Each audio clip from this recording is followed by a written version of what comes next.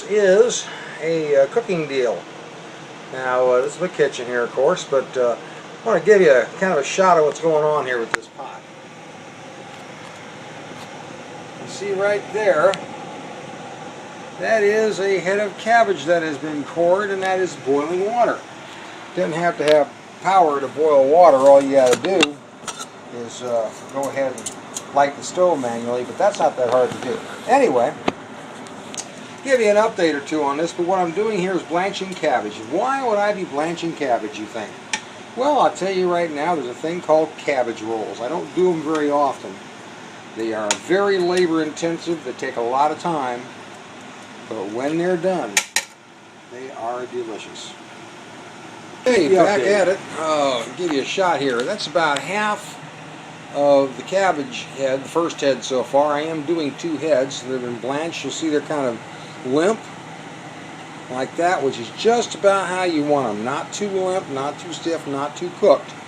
Right here is what they look like as they're steeping in this large pot. Right there is my second head of cabbage that's going to go in there. Now, a little later on, I'll be preparing the stuffing. I have a pound of Italian sausage. I'm using a pound of ground turkey today. You can use ground beef.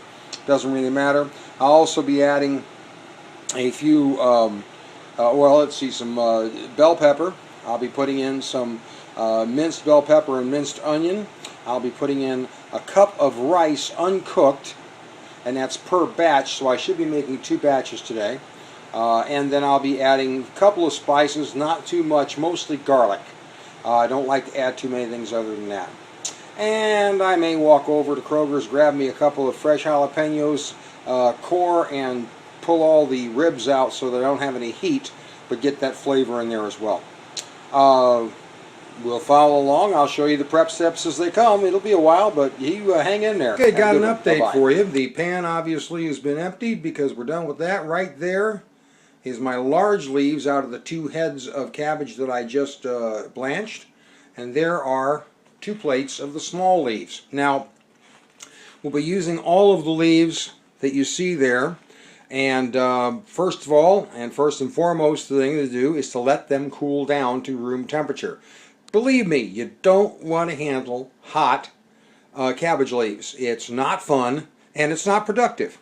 So, we'll be back later when I go ahead and let these cool. I'm going to upload some videos. Okay, just a brief just shot here. I'm still working on my videos, so I came out here. You notice my cabbage leaves are all nice and cooled down, blanched and ready to go up for stage 4. But while we're at it, stage 2 is coming up here, and that's when I'm going to chop up all these beautiful vegetables. You notice right here I have a nice big white onion. That's going to be all chopped up finely, diced up very nicely. And right here some nice firm celery and a nice bell pepper. These 3 ingredients here will be chopped finely and then added to the pan here, along with the sausage and the turkey I showed you earlier. We're going to grind that all up, get it going, and then add our 2 cups of rice. It'll be white rice, uncooked, plain white rice, not the instant variety. And we're going to go ahead and incorporate that into the entire mixture, and that will be our stuffing. More later. Back, as you can see, my celery, my bell pepper, and my onion have been reduced to their small chopped state, and I have some mushrooms already chopped as well. These are mushroom stems and pieces, just canned stuff, but they add a wonderful texture and a wonderful taste. As I said, my leaves are all cooled off, and right over here I've got a can of black olives, which I am also going to slice up and put into here, but those are going to go in just at the end of the cooking phase for the meats. So what I'm going to do here is drain this. I wonder if you've seen this little toy here. Voila! Now, is that a cool looking little strainer or what? I don't know if you've ever seen one of these, but my daughter works for Pampered Chef, or sells Pampered Chef, or what you want to call it. And her name's Michelle Montes de Oca. Big mouthful, right? Anyway, she has this little strainer here, and I'm also going to be using this little meat mixer. You're going to see me use this a little later. These are some pretty interesting tools. I also have a chopper that I use occasionally. Depends on how fast. Since I'm not under a big time constraint today, I'm not using it. But some of these kitchen gadgets can help you out quite a bit. Anyway, I will get back with you when I get the stuff in the pan. Okay, as you'll notice, my meats are in my pan. And be able to show you a whole bunch of this here because A, it's really loud, and B, obviously it takes more than one hand to manage this. But this little chopper here works some miracles here. There's my turkey here, there's my Italian sausage here. And I'm going to get these started and get them lightly browned all the way through. Now these will cook, but I want this mixture totally browned all the way through. And as soon as I get this about halfway done, I'm going to add up my other ingredients. I'll go ahead and show that to you when I get them done. Right now I'm going to pop off and get this started. And there we are, having mixed in my rice, my sausage, my bell peppers, my celery, my onions, my black olives, and my mushrooms.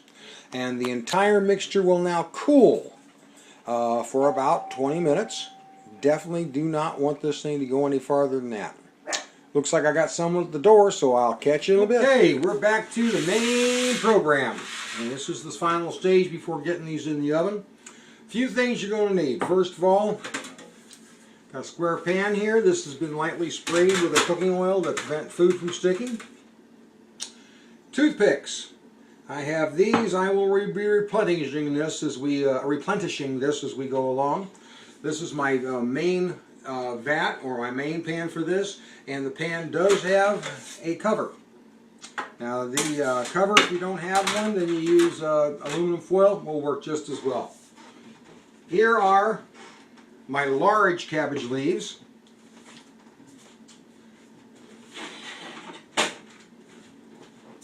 There's my skillet with my ingredients in there. Now, also, one other thing you want to look at, you reduce things a few here. Okay, give me just a little bit more room to work on this. Sorry to be off camera on this, don't mean to be rude. But, you're going to need a cutting board, and I'll show you why in a second. You get these leaves like this, okay, you start making the leaves. You notice this big rib here that's in the middle of the cabbage. You don't want this, okay? The rib, in fact, will be very tough and won't cook properly. So, all you do is you cut a little V, take the rib right off of the cabbage leaf. You can save these later to chop up in leftovers. You can keep them or just toss them, whichever way you do it. I usually keep them. And then I will chop them up and add them to my cabbage. Now, when I have a finished leaf like this, okay, you can see the leaf here. And yes, part of it did fall off, by the way, because it's going to be one of these processes you have to rub them through. You will take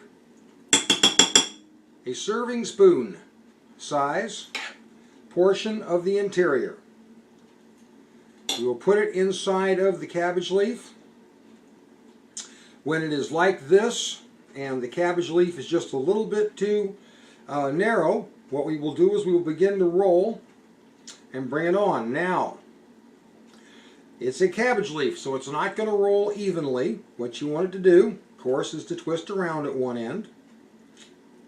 As it twists around, then of course you'll be bringing these pieces together. If in fact it starts to tear, and you don't want to have to deal with that, you can always wrap one of the smaller leaves or a portion of a broken leaf right around the outside like this. And then just kind of continually wrap it until you have a nice tight roll. When that's done, take a toothpick, insert it through the center, and lay it in your pan. Okay, you're going to continue to do this in rows. There's the one in the pan there. You're going to have whole rows. I'll take you a picture of this when it's done. But, folks, one thing I want to tell you.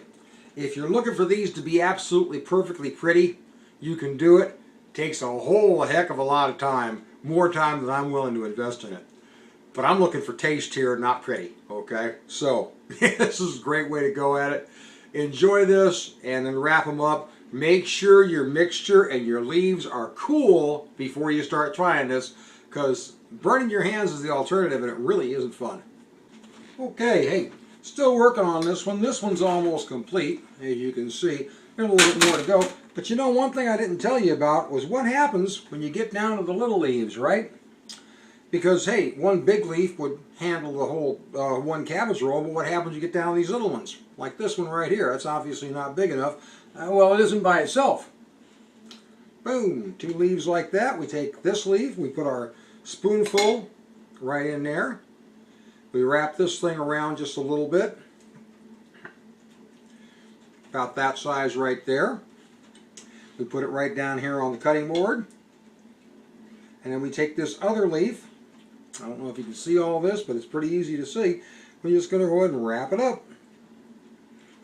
Just like that. And woohoo, voila! We have another cabbage roll. See, that's why you keep all them little leaves. They may seem like they're going to be a pain in the butt, but they're going to definitely save your butt, especially if you got a lot of people to feed. That's tray number 1, which I will set aside, and I'll have to get tray number 2 out to finish the job. And here we are, end result. Tray number 1, tray number 2, tray number 3. Now tray number 3, 10 cabbage rolls, and you'll notice there's some chopped stuff down in the bottom of the tray. That's those ribs I was telling you about that I took out of the other cabbage leaves. I chopped them up to make a bed down there. Now, all of these will get some broth. About 2 cups of broth per pan. Well, 2 cups for the large pans, about 1 cup for the smaller pan. And then they will be covered and go into the oven for 350 degrees for an hour. That will allow the rice to cook inside. All those juices will come out, swell up the rices, and then we will have the cabbage rolls. So, that will be in a while. Until then, I'm just going to give you the upload, and we'll talk later. Bye-bye. Well, I gotta tell you, I hope you're not too disappointed, but I added the broth, I cooked the cabbage rolls, and my family came over, and lo and behold, I forgot to get a final shot.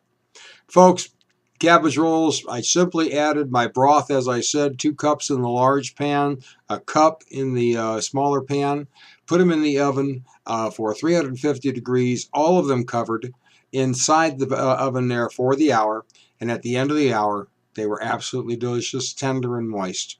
Even my little granddaughter, who's just 13 months, enjoyed that and ate 2 of them, as a matter of fact. The rest of us feasted rather well. It was an exceptional meal, a meal that you really don't need anything else with. If you like a little wine, you can have that, a little coffee, whatever. Just want to let you know that if you follow those instructions I gave you, you're going to make perfect cabbage rolls every time.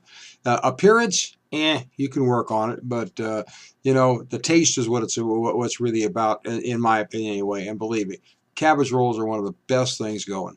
You have a blessed day. Bye-bye.